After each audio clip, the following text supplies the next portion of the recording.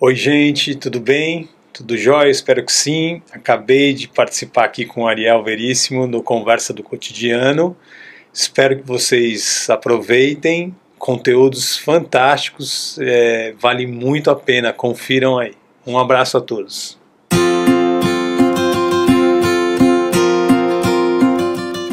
Oi, tudo bem?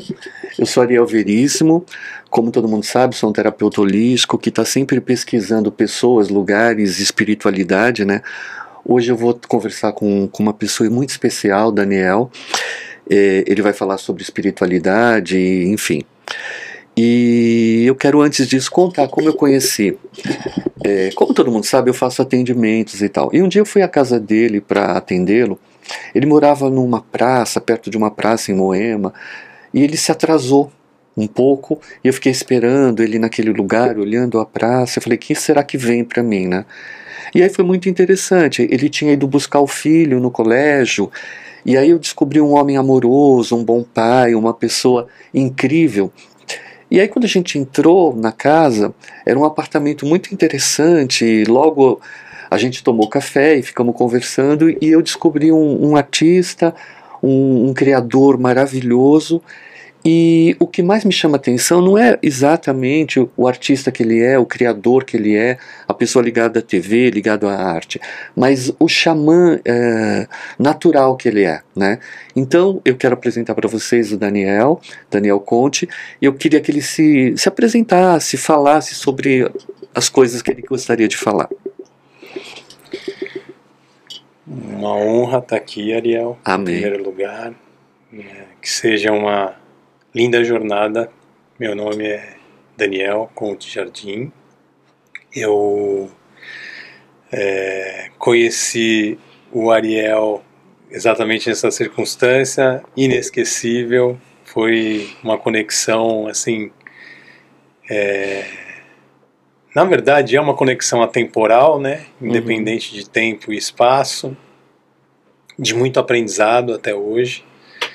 E eu, como o Ariel colocou, eu escolhi o caminho da comunicação, sou formado em propaganda e marketing pela Escola Superior de Propaganda e Marketing e acabei saindo um pouco do caminho da publicidade, porque eu percebi logo que era um ambiente, já falando um pouquinho sobre a questão energética, não era um ambiente que eu me identificava tanto e caminhei então para o conteúdo.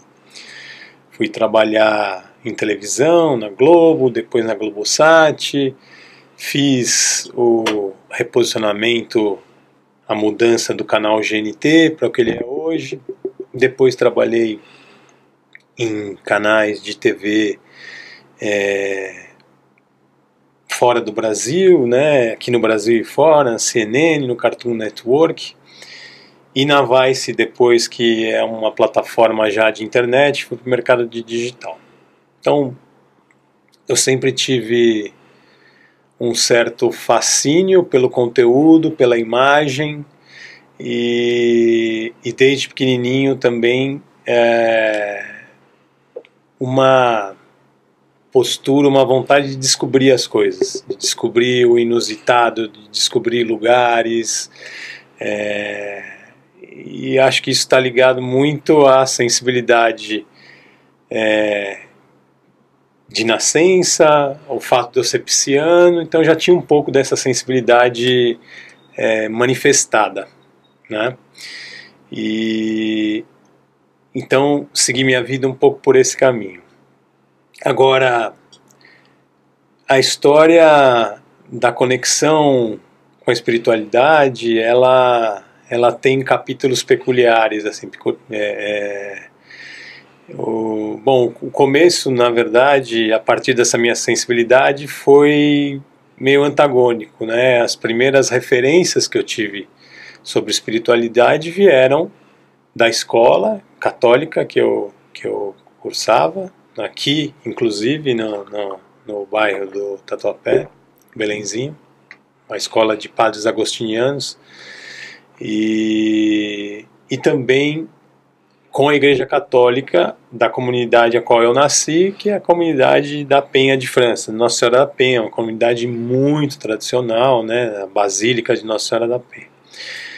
Mas eram os códigos muito doutrinadores, né, que em parte me ajudaram, mas em parte distorceram um pouco a noção de fé e espiritualidade, que eu fui começar a aprender, na verdade, com as minhas avós. Num dado momento da minha vida, eu fui morar com a minha avó. Precisei morar com a minha avó um tempo. Acho que ao mesmo tempo foi um pouco de uma atitude adolescente rebelde sem causa já. Entendi. E minha avó começou a me mostrar um lado mais do sentir o cristianismo do que o de cumprir com as regras do cristianismo.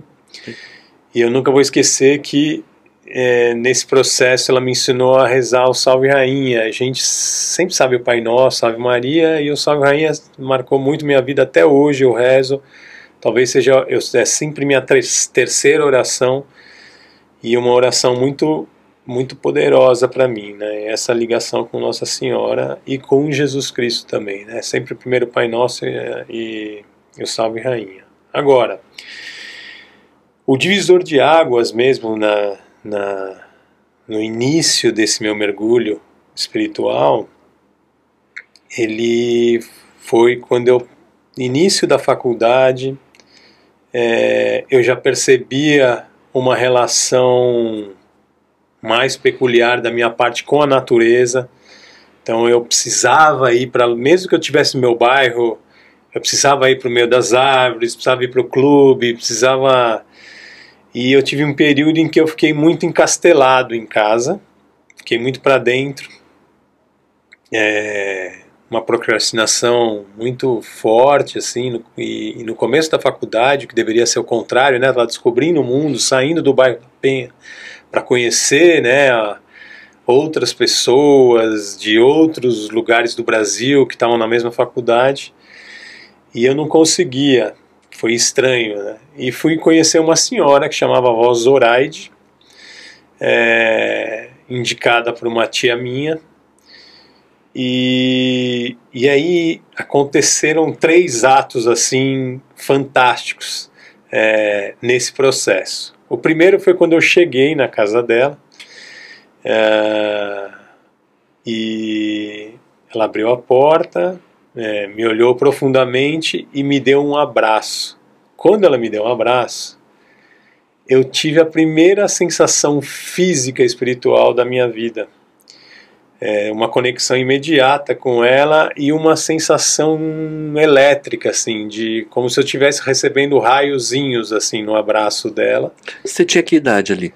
Eu tinha 19 anos. Tinha 19 anos. Eu já tinha tido algumas manifestações de sensibilidade no plano espiritual, a partir desse processo que eu contei, em que eu aprendi a rezar, a orar com a minha avó, né? Era diferente do processo do catolicismo, da igreja. Eu algumas vezes senti a presença de espíritos no meu quarto. Eu sentia a minha mão perder o peso, ser tocada, e assim vai. Mas esse momento com essa senhora foi realmente muito marcante, assim, divisor de águas. Aí contei para ela o que estava acontecendo comigo, quem eu era, como é que eu era, e ela me falou: olha, vamos fazer o seguinte, tem uma planta que eu acho que é muito especial para você, que é o guiné.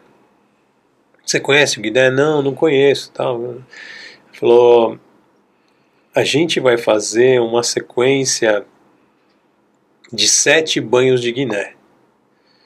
Você vai pegar o guiné, vai colocar ele numa água quente, vai fazer o seu banho normal, e ao final do banho você desliga o chuveiro e faz o banho de guiné no seu corpo.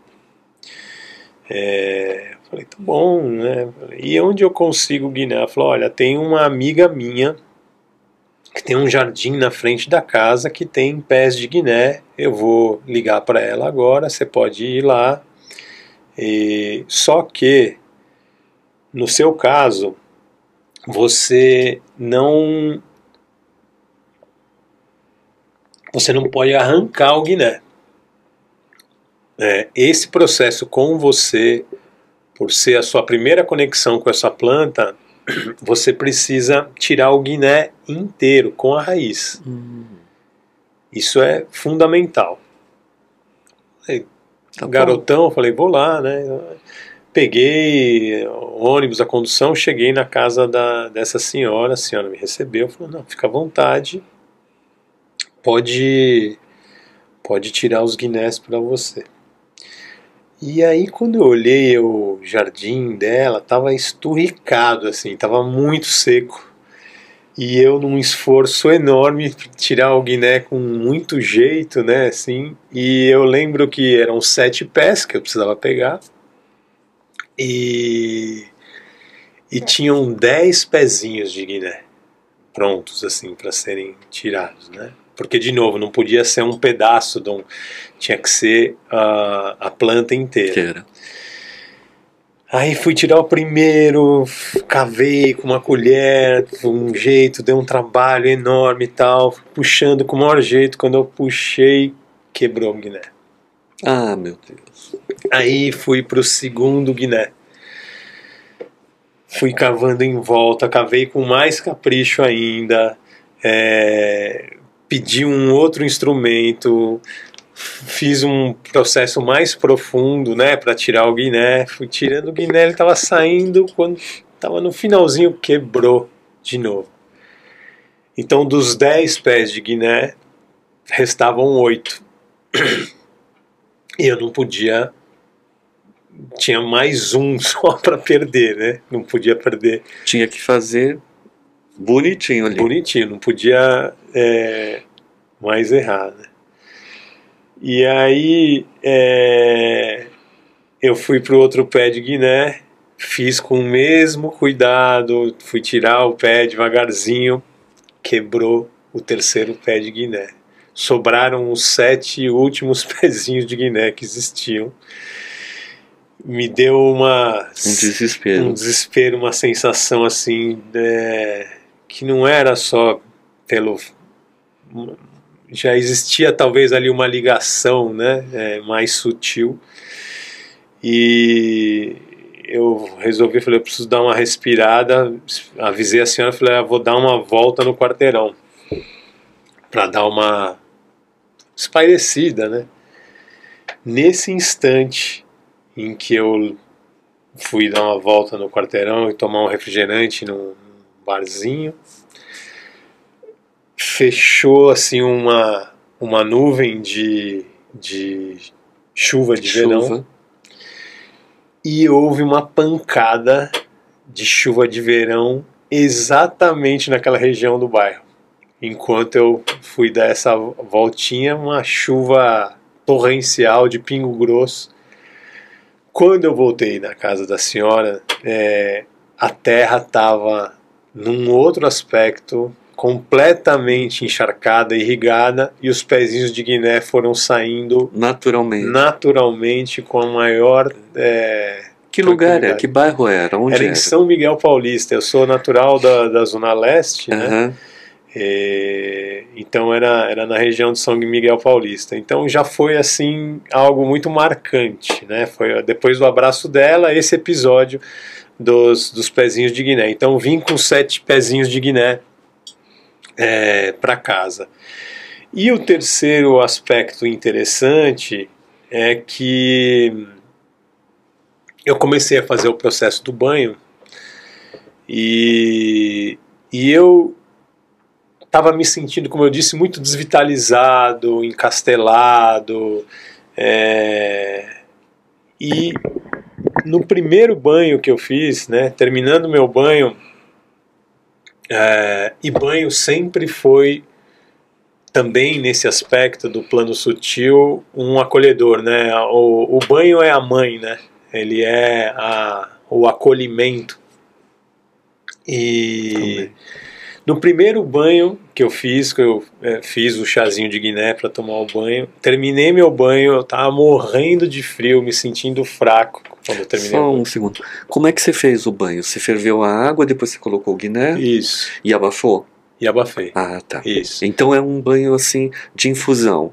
É um banho de infusão. Deixa ferver a água, né? E aí coloca o Guiné, abafa e ele fica com esse aspecto de um chazinho amarelo claro, né? E terminei o banho com aquela sensação de fraqueza, frio e tal, né? Que era o que vinha me acompanhando. Quando eu derramei o Guiné, eu me senti de imediato um Tarzan, assim, na época um Tarzan, porque não tinha essa Um referência herói do de xamã. quadrinhos. Eu não tinha ainda a referência do xamã, do xamanismo, mas eu me senti vital, forte, disposto, né?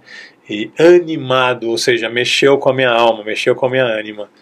Então é inesquecível essa história, né? Você diz, a energia mudou de alguma forma. Mudou, evidentemente. Quando você fala a energia, você fala do físico. Mas o mental também, Também. Mudou? Você sentiu? O mental também e reforçou esse outro aspecto que é o sutil, né? Porque eu acho que o processo da evolução espiritual ele te ajuda, claro, no aspecto físico, qualquer que seja o objetivo, no aspecto mental, psicológico, sem dúvida, mas ele ajuda muito a gente sentir uma coisa que o ser humano foi perdendo, que é o anímico, né?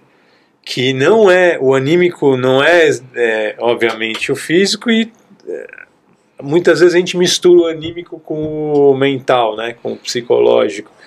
E não é, o anímico é o nosso, a chama acesa, né? Espiritual. Então, também foi um divisor de águas nesse sentido de eu perceber esse nascimento ou renascimento da minha espiritualidade, do meu lado anímico, do meu lado Você da alma. sentiu se o teu terceiro olho abriu e você começou a ver coisas que antes você não via no invisível, no espiritual? Você acha que chega nesse ponto? Num processo evolutivo, né, mais para frente, sim. As sensações começaram desculpe, a ficar mais evidentes.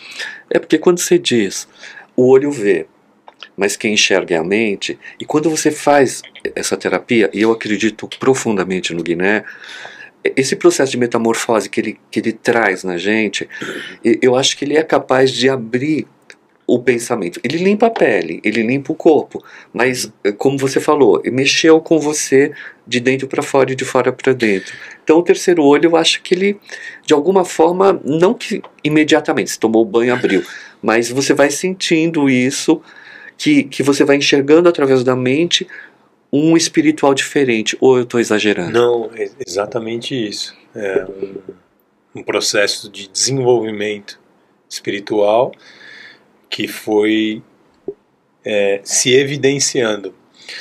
E isso acabou reforçando também, e eu até nesse ponto ainda não tinha denominado isso, né, que veio a ser depois o meu segmento no xamanismo, reforçou minha ligação com a natureza. Então, a minha forma de me manifestar espiritualmente, além de ter conhecido diferentes linhas, né, religiosas, então eu tive um caminho no espiritismo kardecista, bastante, e ainda tenho, na Umbanda, mais recentemente, no catolicismo, né, numa relação muito próxima com Jesus. Tenho Jesus como a minha maior referência. Mas além disso, a natureza começou a reforçar esse lado espiritual. E eu comecei, você veja, eu comecei a todos os espaços que eu tinha. Eu sou um menino que veio da Zona Leste, que batalhou, venceu na vida. E então, quando eu tinha sobra de tempo, de férias e de dinheiro, dos primeiros trabalhos que eu conquistei, eu investia em viajar para lugares que ninguém iria. Ninguém. Então, eu fui para lugares do Brasil que hoje, né, são conhecidos, mas que na época ninguém sabia o que era. Então, eu fui para o Jalapão quando ninguém sabia o que era o Jalapão. Fui para Caraíva, que é uma cidadezinha no sul da Bahia, que é a cidade real do descobrimento do Brasil, quando ninguém sabia. Caraíva, inclusive, foi um divisor de águas também no meu desenvolvimento espiritual, e aí só mais para frente agora que eu fui entender o porquê, porque é um solo sagrado indígena, né? É um solo de tribo Pataxó, sim, do descobrimento do Brasil, a última tribo indígena que vivia do mar, né? Que vivia de subsistência de pescando no mar com flecha. E isso me lembrou um outro capítulo também bacana da minha história espiritual, que foi, uma vez eu fui caminhando da vila de Caraíva até a tribo, e no meio, e é um caminho longo assim, e eu vi um senhor carregando uma corda muito pesada assim. Eu fui ajudá-lo. Sim. E esse senhor foi entrando no meio do mato, quando eu vi eu estava dentro da aldeia. Ele era o cacique. Olha só. Da aldeia, chamava Cacique Tururim. E ele ficou muito agradecido e me acolheu como se fosse um filho dele. E assim, eu achei um pouco estranho, porque não tinha intimidade para aquele acolhimento. E aí, depois de muito tempo, fui entender que ele percebeu uma conexão comigo. Então, já adiantando um pouquinho o que eu ia contar mais para frente, eu fui entender bem mais para frente, já num caminho do xamanismo mesmo, que eu vou explicar um pouquinho. Acho que vale, né? Eu acho que vale. Que eu tinha uma ligação com o plano espiritual indígena. E aí, anos depois, esse papo de maluco, mas aconteceu, o cacique Tururim foi um cacique muito importante, famoso, defendeu a questão da preservação cultural e de território do descobrimento. Era um cara que foi influente até em Brasília, e ele faleceu. E aí, um belo dia, eu estava com meu filho pequeno em Caraíva e estava falando para ele: filho, aqui é a terra de um amigo do papai, o cacique Tururim e tal, papapá. E estava descendo para a praia, assim, com meu filho. E aí eu senti uma presença, e eu ouvi a voz dele falando: isso é terra sagrada. Isso é terra sagrada. Quando eu senti e ouvi isso vindo atrás de mim, quando eu virei para trás, estava o cacique Tururim sentado embaixo de um cajueiro. Juro pelo meu filho que isso aconteceu. A entidade, né? Sim. E aconteceram algumas vezes isso nessa terra sagrada de Caraíva, né? Eu enxergar, tomar contato com entidades indígenas. Então, a natureza, engraçado, né? A natureza que acabou reforçando esse meu desenvolvimento espiritual. Então, um pouco antes disso, né, como eu estava contando, todo o dinheiro que eu tinha, eu comecei com publicidade, depois na Globo, na TV Globo, como eu falei, eu investia em ir para lugares e fotografar esses lugares. Eu sempre amei fotografia, e fui reforçando essa ligação, né? E eu não, sem perceber, a natureza estava criando essa força de conexão espiritual comigo. A natureza em você, me corrija se eu estiver errado, quando a sua avó te falou do Guiné, quando você foi lá e fez esse ritual dos 7 Guinés, foi um batismo? Você consegue enxergar como um batismo, como uma espiritualidade te escolhendo para a tua individualidade, para você caminhar individualmente com a sua espiritualidade, buscando todos os conceitos, todas as filosofias que você é atraído e acredita? Eu penso que sim. Que as pessoas autodidatas, eu considero você uma pessoa estudiosa, uma pessoa que vai em busca, uma pessoa pesquisadora. Todo mundo que fotografa, que gosta de fotografar, é porque tem uma ligação profunda com a imagem da vida, Totalmente. com a imagem da essência e tal. Eu, como sou autodidata, eu tive os meus batismos em vários momentos ao longo do caminho, né? Eu lembro de uma senhora que já tinha 80 e poucos anos, era filha de escravos, e ela gostava muito de mim, assim, e ela tinha sido mãe de santo de 50 anos, e no final ela acabou indo pro Mahikari, para uma outra filosofia, porque ela cumpriu a missão dela. E ela gostava que eu fazia umas leituras para ela, e um dia ela falou para mim, não deixa ninguém fazer sua cabeça, né?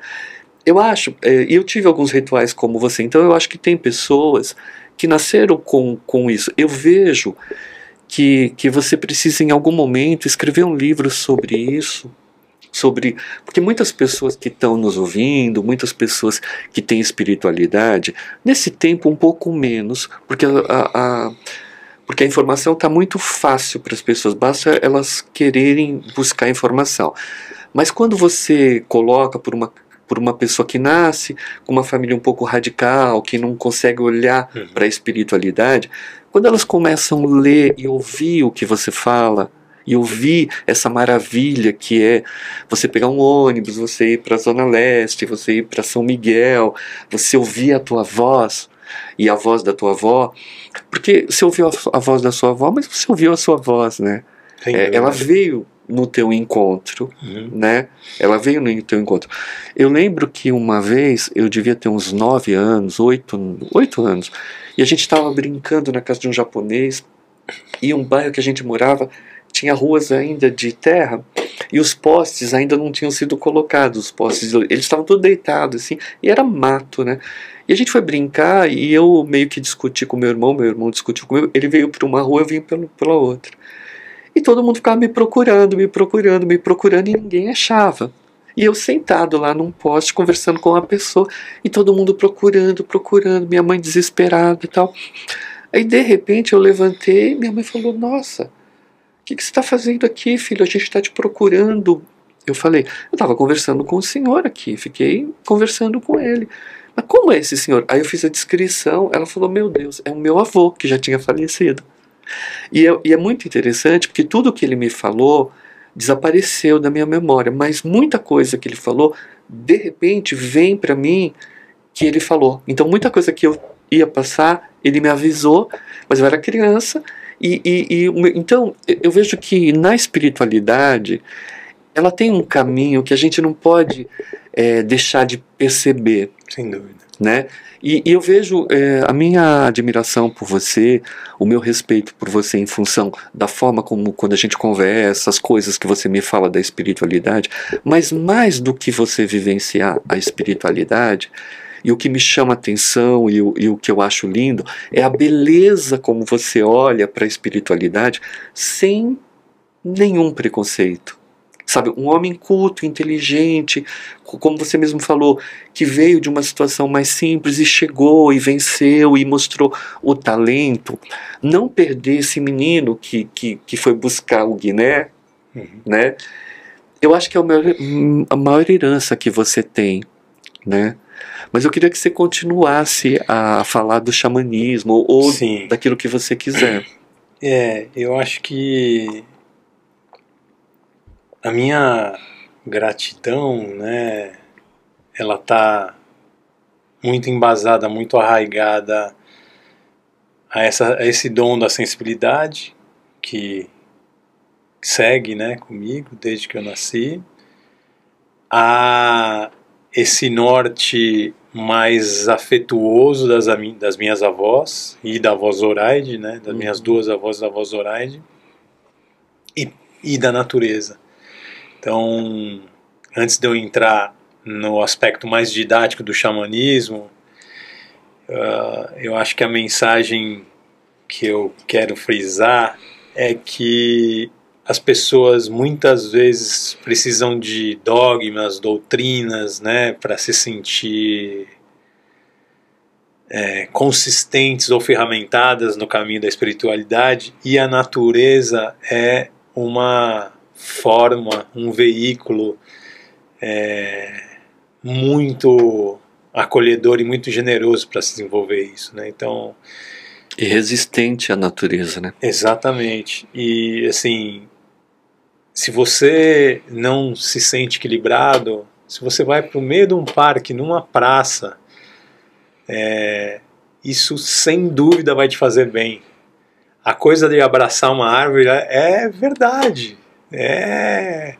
Os japoneses têm cientificamente comprovado o conceito do banho de floresta, que é você caminhar pela floresta com o pé descalço e, de novo, cientificamente comprovado que existe uma melhora no aspecto anímico, físico e mental.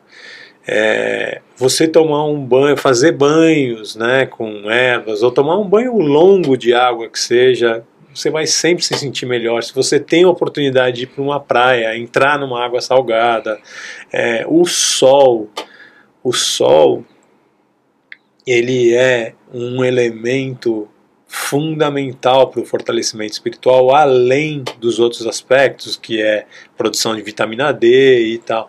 Então, assim, a natureza, ela é, assim, generosa, e a maior evidência da possibilidade de desenvolvimento espiritual e acessível, né? Então, encoraja as pessoas a buscarem mais isso. E a natureza, ela nos fortalece de uma forma. Eu lembro que eu fui para Visconde de Mauá, e foi uma época muito delicada da minha vida, que foi no final dos anos 90.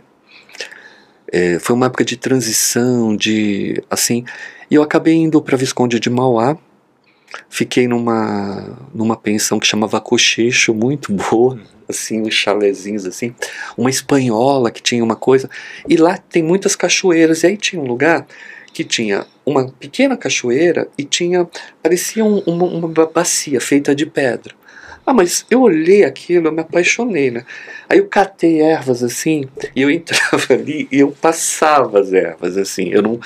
e tal. Eu lembro que eu fiquei 2 meses depois que eu voltei a São Paulo em estado de graça, e as dificuldades que eu tinha começaram a desaparecer. Eu comecei a achar as minhas dificuldades mentais, os meus pensamentos, aquela fase, muito simples, e eu comecei a transformar. Ali foi um divisor de águas. Por quê? Porque eu entendi esse contato com a água, com a terra, com a pedra, porque tinha pedra, o céu, a natureza e as árvores que estavam em volta, e as folhas.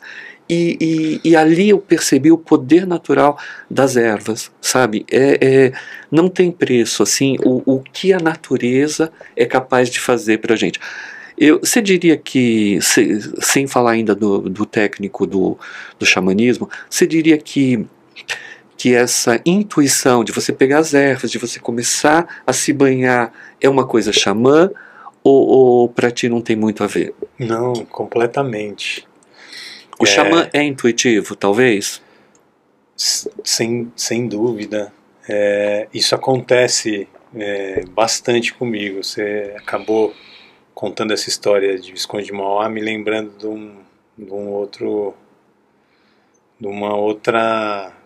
de algo muito legal, que eu sempre, a partir dessa relação com a natureza, eu sempre sonhei em ter uma casa na montanha. Desde adolescente. Eu falei, eu vou vencer na vida e vou ter uma casa na montanha. Fiquei 8 anos procurando lugares sonhei com uma casa, sonhei de novo, e como eu tenho essa força imagética, né, essa memória imagética, eu desenhei a casa. E não vou contar a história de como eu achei o terreno, porque é uma história muito longa, parece história de pescador, mas aconteceu. E eu achei esse terreno que é o meu templo, né? Templo da minha alma na Serra da Bocaina. E ele tem uma mata original atrás da casa, e eu fiz uma piscina de pedra.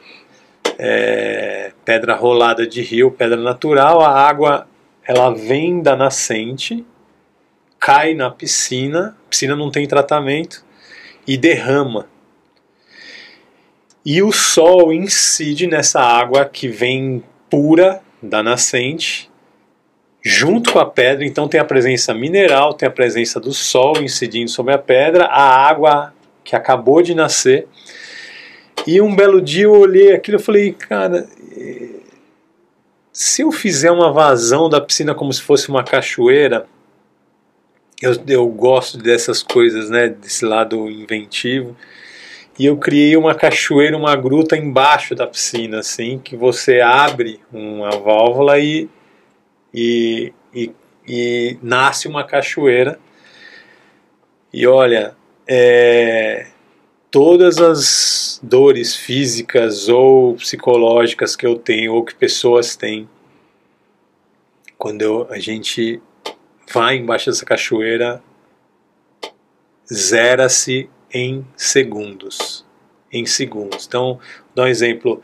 Você sabe, porque eu já te contei algumas vezes eu tive crise de ansiedade, e é uma sensação, quem tem sabe que é muito ruim, que é essa sensação de frio aqui na boca do estômago incessante, né? Como se você tivesse uma montanha-russa que não termina.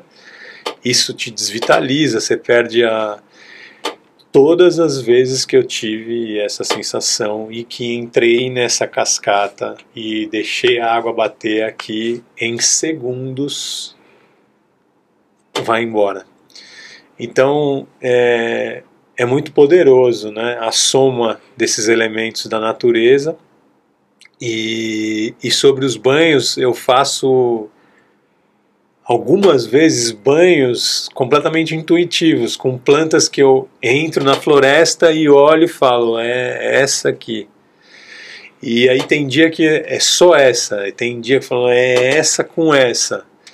Eu também faço os banhos orientados, né, com alecrim, que é um banho fantástico, né, um banho para... Um dos que eu mais gosto também. O alecrim é um banho...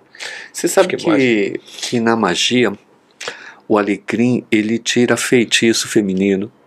É mesmo? Às vezes a pessoa tá presa, né?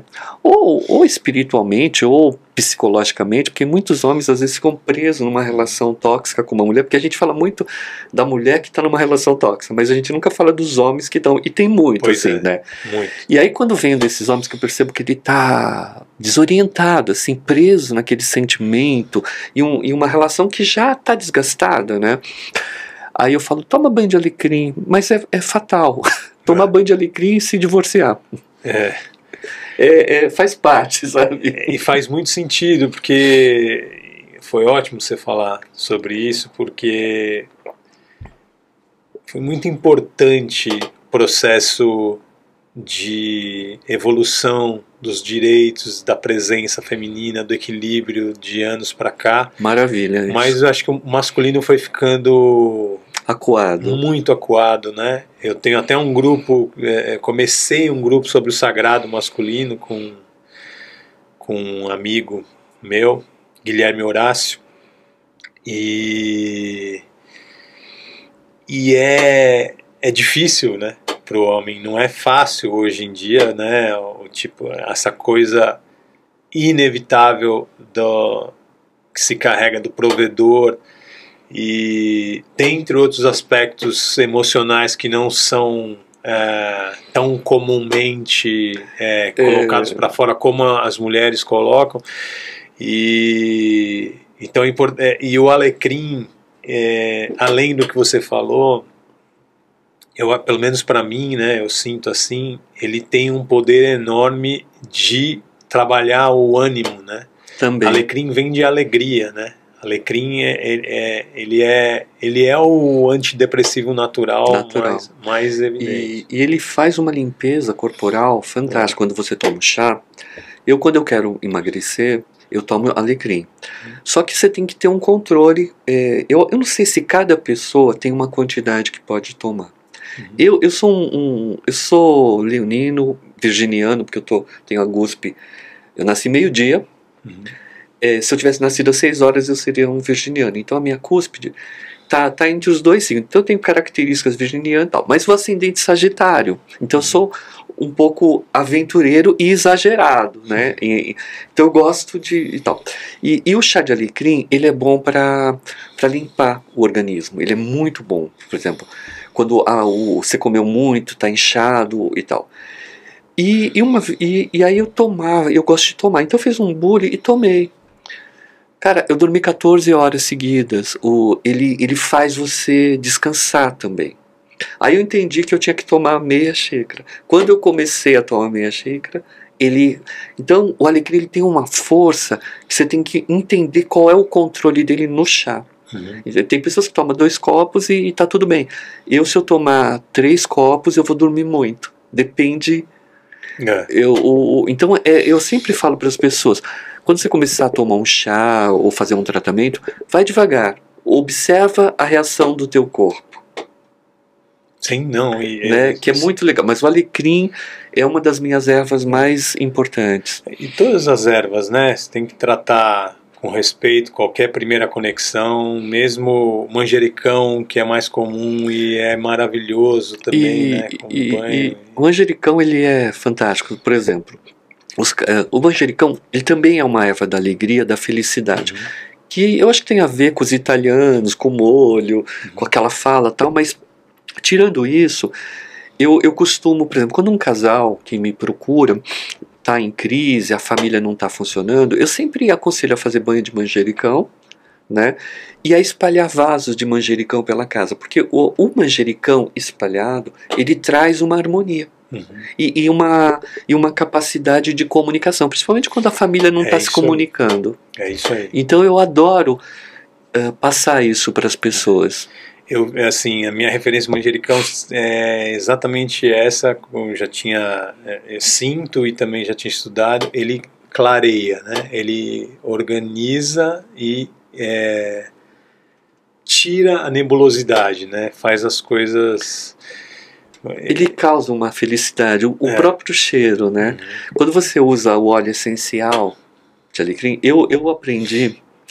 Quando vai pessoas à minha casa, pessoas que são baixo astral, pela própria natureza delas e tal, elas me deixam cansado, assim, sabe? Eu fico cansado, porque eu capto muita coisa às vezes. Eu sou assim também, e eu tenho que me fechar. Não aprendi a fechar. E aí, eu descobri um segredo, que é pegar o óleo essencial. Eu gosto de usar um óleo de manjericão orgânico. Eu não sei porque eu acho que o orgânico funciona melhor.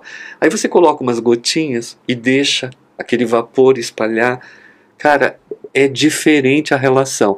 Você sente até que a pessoa que é mais baixo astralzinho, ela tenta ser mais leve. Sabe, eu fico olhando aquilo, é muito interessante. O óleo essencial, ele funciona muito bem, mas ele vem da erva, ele vem da natureza, né? Sim. Então, se a gente olhar, tudo vem da terra, tudo vem de Gaia, tudo vem dessa mãe maravilhosa. Quando você fala de Nossa Senhora, eu falo de Gaia. Tem uma artista plástica, chama Yvette Ko. A história dela é muito interessante. Um dia eu vou contar a história dela aqui. E ela é uma grande artista, já expôs até em Nova York e tal. E ela é uma japonesa.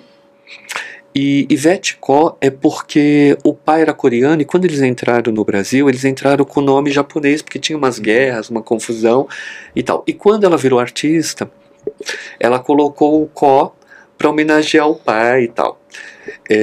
E ela usa as ervas maravilhosamente bem para colocar. Só que ela é uma pessoa muito difícil no sentido de conversar às vezes. Então toda vez que eu ia, ela morava no Brooklyn, toda vez que eu ia na casa dela, eu levava o óleo de manjericão, eu pedia licença, colocava lá. E ela gostava de que eu fizesse a leitura para ela enquanto ela cozinhava na cozinha. Né? Não sei porquê. E ela cozinhava muito bem. E a gente fazia, e criava-se um clima de alegria e tal. Aí um dia ela virou e falou assim: nossa, quando você vem aqui eu fico tão calma. E era o alegria. Não, eu acho maravilhoso como você consegue sentir e perceber, né, a presença das ervas e aí fazendo uma conexão com o xamanismo puro. E vamos lá. Eu fui entender e descobrir o xamanismo através de um amigo com o qual eu sempre tive, um amigo de faculdade, mas aquela pessoa que você tem a sensação de conexão para além de tempo e espaço também, Alexandre Ugadim. E eu fui pela primeira vez num rito com ayahuasca. A ayahuasca é uma substância, começando pelo lado mais científico. É um cipó, né? Ele é a junção de uma planta que representa o lado feminino com um cipó, que é o jagube. A chacrona é a planta. É unido os dois. E o jagube é a parte masculina, que é o cipó. Assim, primeiro aspecto interessante é que as histórias contadas sobre o nascimento da ayahuasca, né,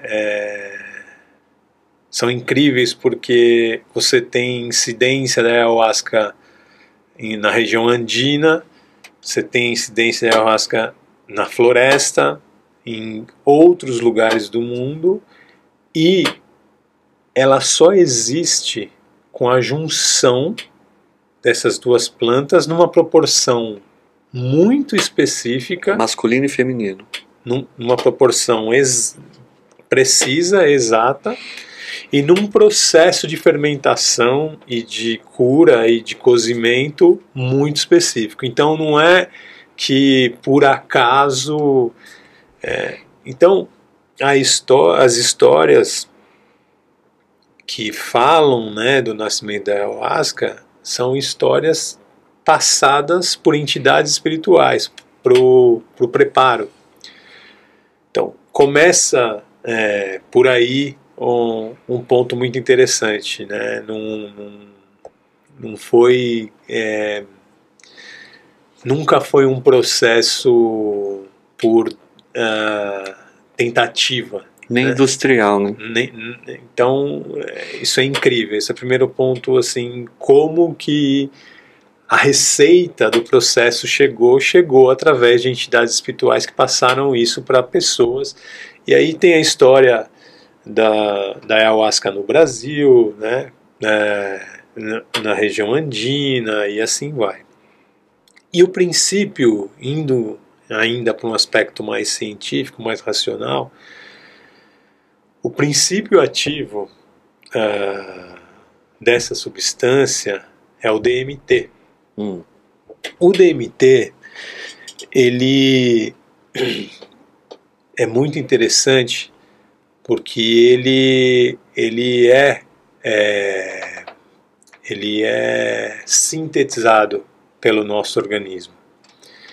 Quando a gente nasce, existe um disparo de DMT ao nascer. Isso está relacionado ao terceiro olho. Ok. E o que acontece é que assim que a gente nasce e tem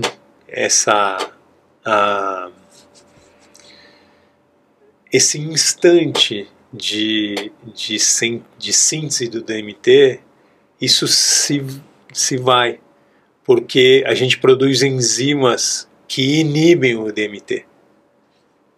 Elas inibem o DMT. Então, durante a vida, você não tem mais a manifestação do DMT, e dizem que quando você vai desencarnar, tem mais um disparo de DMT, que é o que muitas pessoas denotam como a passagem. A passagem. Né? Então, o DMT ele é conhecido como molécula espiritual. Existem inclusive documentários na plataforma Aquarius, a plataforma, né, que tem conteúdos muito ligados ao autoconhecimento, que explicam isso cientificamente melhor até do que eu estou explicando aqui. Legal. É bom saber. Mas o fato é que a junção dessa planta com esse cipó acaba realizando duas coisas. Primeiro, uma tem o DMT e a outra faz o papel de inibir a enzima que inibiria o DMT. Entendi. Então, por isso que a ayahuasca faz esse efeito. Né, Você diria que a prática da ayahuasca libera o inconsciente? Sem dúvida. Então, é como se você fizesse uma sessão de psicanálise. A ayahuasca, assim, é muito comum ouvir isso, e explica-se muito porque que é um aspecto hoje cuidadoso ela ter explodido, né? Virou moda, principalmente com os descolados, a galera mais descolada que tem dinheiro, né? De um tempo para cá, sim. Hoje em dia eu atendo famílias inteiras que praticam. Eu nunca fiz essa experiência, né? Talvez um dia, não sei. Mas um dia eu quase fui fazer, né? Você me contou. Aí eu cheguei na frente da casa, no muro, olhei e falei: cara, eu já vejo Nossa Senhora, né? Então, tá tudo bem. Foi um pouco de covardia também, no bom sentido da palavra, né? Porque, mas eu acho interessante. Eu atendo famílias hoje que praticam isso. E eu percebo que elas têm um tempo, elas ficam alguns anos e depois elas param. Eu acho que tem um momento certo. É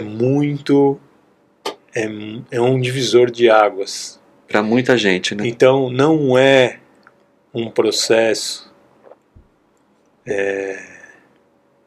que é um processo que ele precisa ter um respeito, porque assim, em síntese, e precisa sentir uma vontade, né? Não, e assim, o que acontece em síntese é como se você fizesse 10 anos de psicanálise em uma sessão. Entendi. Ele abre todos os canais. Segundo, é como se te catapultassem cara a cara, primeiro com um plano espiritual, de uma forma muito imediata, e segundo, o principal aspecto do rito, né, da jornada, é que você fica face a face com as verdades que muitas vezes são nebulosas, ou que você mesmo coloca nebulosidade. Então é muito impactante. É um processo de cura, processo que você sente uma sensação de cura e amor, que na verdade é a mesma coisa. Quando você fala de cura nesse processo, você acha que esse processo te leva a vidas passadas? Ou algumas dificuldades que você passou em vidas passadas? Simbolicamente falando, né? O que acontece, vou tentar explicar de forma mais didática. Tá ok. O processo ele é idêntico para todas as pessoas. Ele tem 3 fases. A partir do momento que você toma, né, o chá. A primeira é de você ficar frente a frente com verdades e questões que precisam ser trabalhadas. Isso é igual para todo mundo. Inclusive na linha didática andina existem os nomes dessas 3 fases, né? Que é o Upacha, Caipatya e Hanapatya. Então a primeira é esse mergulho na sombra.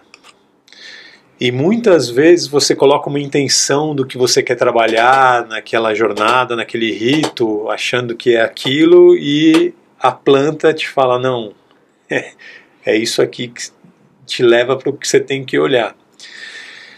O segundo step do processo é esse processo de limpeza e de cura.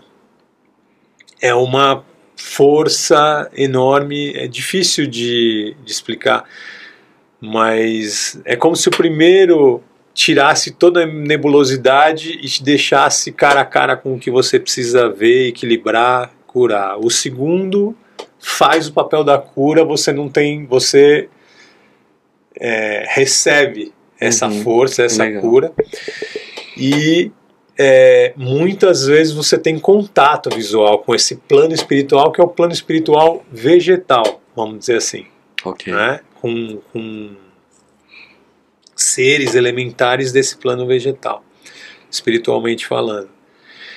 E o terceiro, e você está consciente, isso que é importante, assim, colocar, né, quando você fala de xamanismo, ele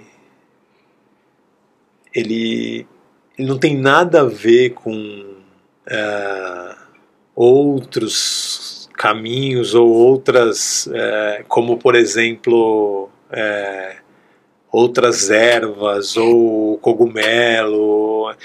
Você está consciente o tempo todo, apesar de estar em contato com esse plano.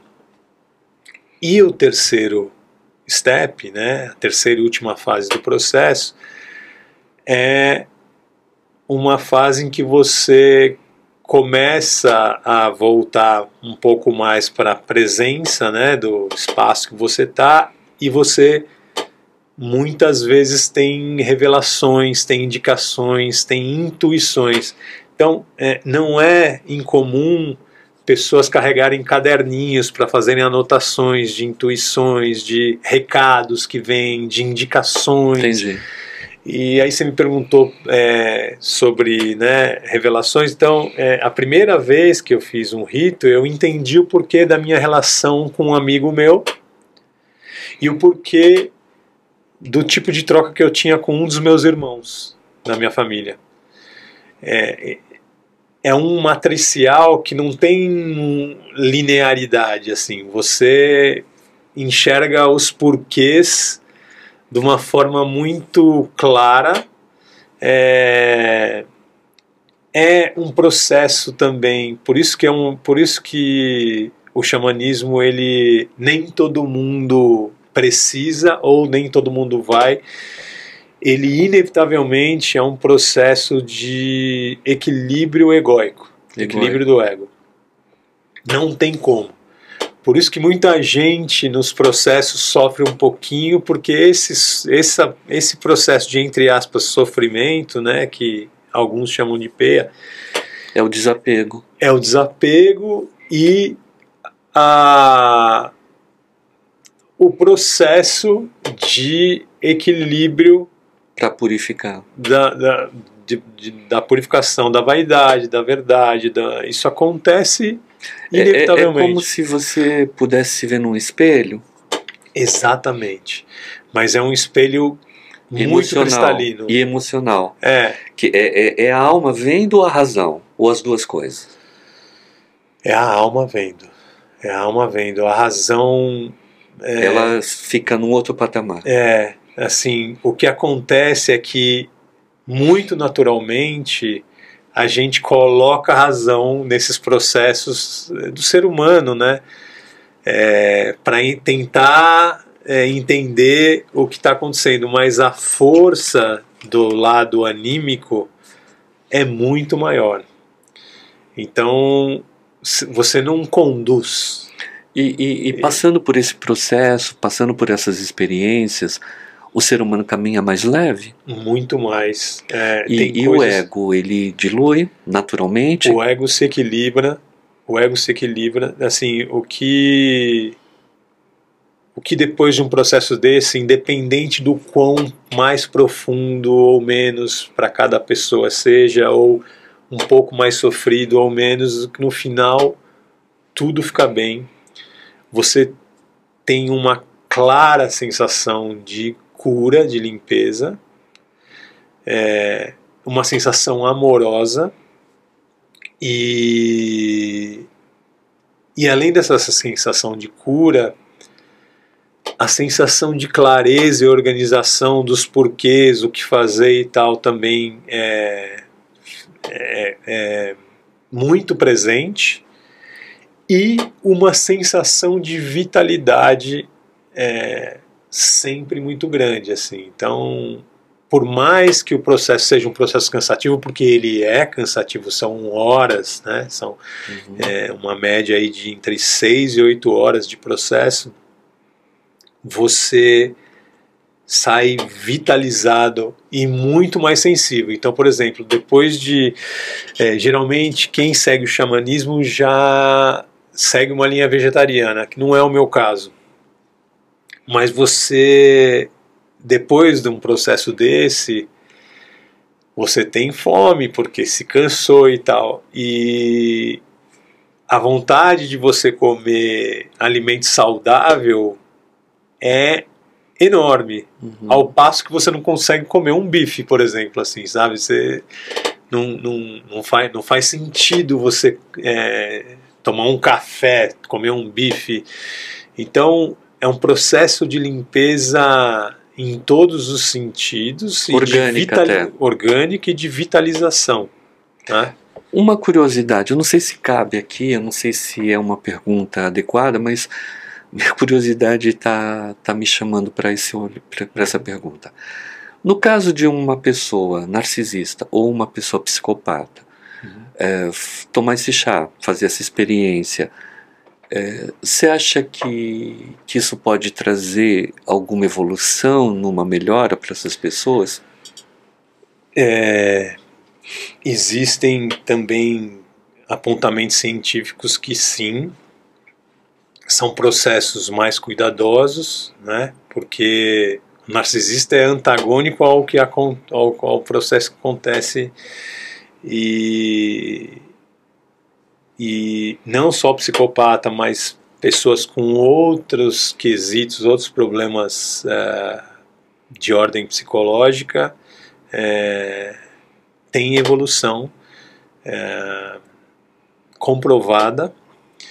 O que se observa só todas as pessoas que são os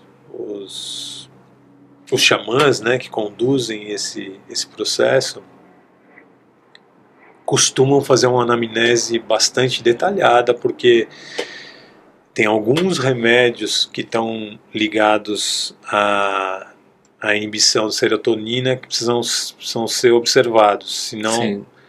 o único cuidado que precisa existir nesse aspecto fármaco é esse, porque se a pessoa está tomando uma classe de remédios ligada a isso, ela pode ter o que a gente chama de crise serotonérgica.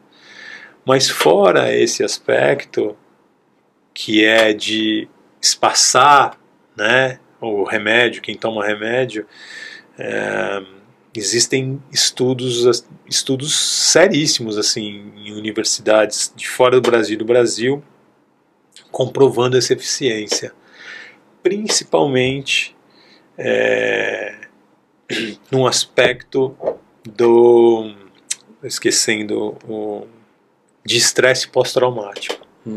É um veículo excepcional para estresse pós-traumático, e é muito comum também você ver dependentes químicos passando por processos de limpeza no rito com ayahuasca, assim. Então, mas esses documentários que eu falei, né, que você encontra na Aquarius, na plataforma, ou no YouTube, tem um que chama The Spiritual Molecule, que fala do DMT, eles explicam com mais detalhes. didatismo. Isso. Perfeito. Daniel, como é a espiritualidade para você? Assim, o que a espiritualidade nessa altura da sua vida te trouxe?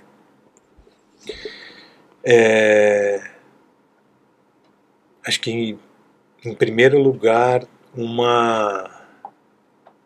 um senso de companheirismo, proteção, acolhimento incomensurável, assim.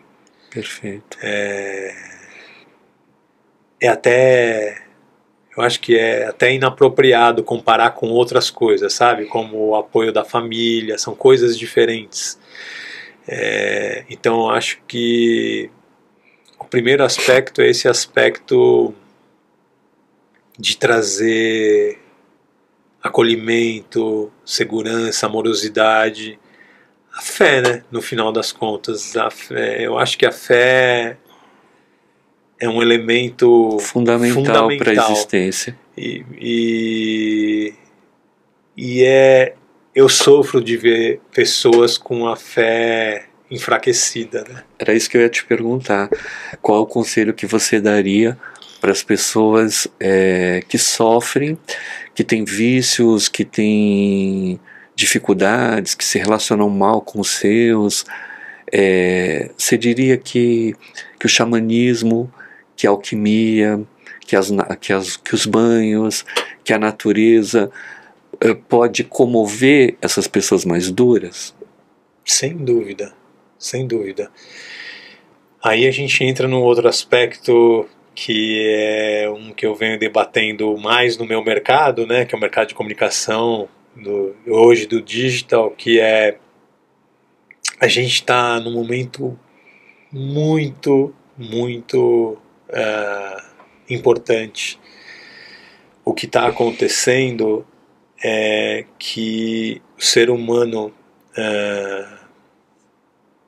está num processo de virar máquina, e as máquinas estão num processo de virar ser humano. E é muito difícil, né? Eu há 2 anos atrás estudei profundamente o impacto do digital. O digital trouxe uma evolução inquestionável do ponto de vista tecnológico em todos os aspectos, né? Da comunicação, da saúde, mas a social media, infelizmente, quando você fala de TikTok, Instagram, não no sentido dos conteúdos que são conteúdos positivos, mas o lado tóxico da coisa. Lado tóxico é muito complicado. Mas né? Aí a gente precisa fazer uma limpeza, né, do que a gente quer consumir ou não. Eu concordo com você. Eu acho muito coerente o que você está falando, mas também eu ainda acredito, Daniel, que a gente está passando por uma mudança na Terra e que algum milagre, alguma coisa positiva vai nos reconectar com a beleza da existência, né? Essas crianças que estão nascendo, elas vão nascer com uma capacidade de mudar isso tudo, né? Porque a Terra vai evoluir, eu não tenho dúvida disso. Resta saber e resta entender. Pessoas como você, né? Então eu sou muito grato por ter te conhecido. O homem que você é, o hétero que você é, a pessoa que você é, a sexualidade que você tem, a beleza que você tem, o amor que você tem pela família, pelos seus pais, o quanto você luta com seus defeitos, né? E para mim é uma honra acompanhar isso. Então, assim, por um lado, eu entendo a tua posição da máquina, do homem, mas eu ainda rezo na fé que o ser humano vai sobreviver a tudo isso. Eu também tenho certeza. O que eu coloco, acho que a gente tem que ter um cuidado, porque tem um hiato aí. Perfeito. Graças a Deus, a geração que está vindo, que é a geração Y, já se adapta a esse contexto. Mas tem um espaço aí entre o Millennial e a geração Z, que é mais... Millennial então, geração Z, um pouquinho de geração Y, inclusive, é mais complicado, porque se forjou muito nesse aspecto do vício de tela. Então, a gente tem uma geração que um pouquinho mais alienada que a gente precisa cuidar. Sim. E aí, quando você me pergunta, eu acho que a nossa missão é evidenciar, promover esse aspecto da sensibilidade, porque o ser humano, ele é alma, né? E quando ele percebe essa sensibilidade, quando ele, assim, quando eu estava na faculdade, eu brincava que existia uma diferença entre as pessoas que enxergam o pôr do sol e as pessoas que sentem o pôr do sol. Eu acho que o nosso papel é promover para que todas as pessoas sintam o pôr do sol. Perfeito. Mais do que enxergar. É isso que a gente tem que cuidar. Uhum. O lado da tecnologia mais perverso que a gente está vendo hoje nos últimos dias, com o Zuckerberg tomando as decisões, né, radicais, de valores, isso é mais perigoso, né? Esse mundo dos extremos.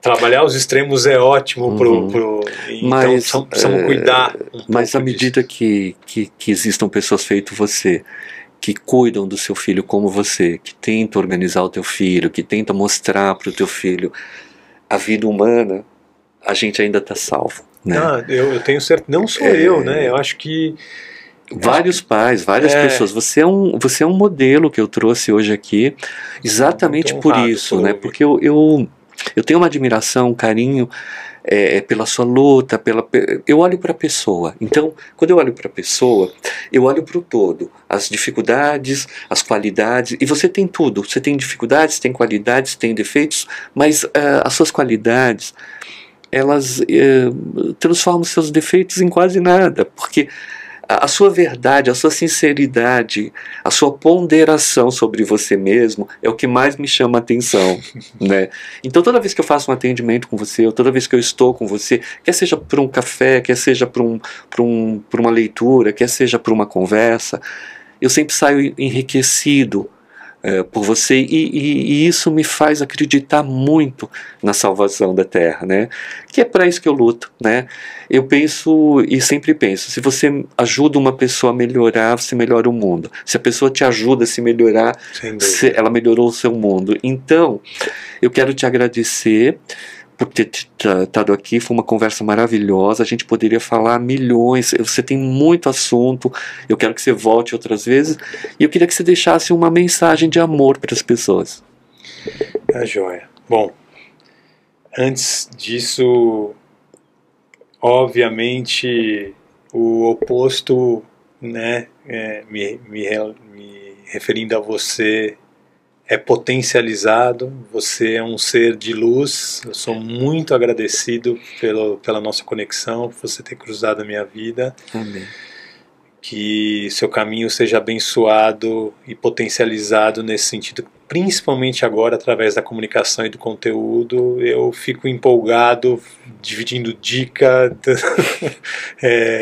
porque eu tenho certeza, sabia, né, que você ia se fortalecer como personagem, levando essas mensagens, e que assim seja. Amém. E eu acho que minha mensagem é muito simples para as pessoas, assim, abram espaço para a sua sensibilidade, né? Olhem para a natureza é uma mãe de braços abertos para trazer esse aspecto evolutivo da sensibilidade que a gente precisa tanto e de cura. Amém. É isso. Obrigado, Daniel. Bom, eu quero agradecer a todos que nos ouviram, que estão aqui, e eu quero pedir para todo mundo prestar atenção nesse moço, nesse Daniel maravilhoso, tá? Você quer deixar o seu Instagram, para as pessoas terem contato? O meu Instagram é um Instagram mais sobre os lugares que eu passo, as coisas que eu observo, mas sim. Eu acho bom, as pessoas vão gostar. É @DaniConteJ. @DaniConteJ. Isso. Olha, acompanhe esse moço, ele tem uma luz extraordinária, tá? Então, muita gratidão, obrigado pela atenção, e eu estou muito feliz de estar aqui com o Daniel. A vida tem me trazido algumas alegrias, poder encontrar pessoas que eu conheci através do meu trabalho, que se tornaram pessoas que eu tenho muito afeto. Gratidão, universo.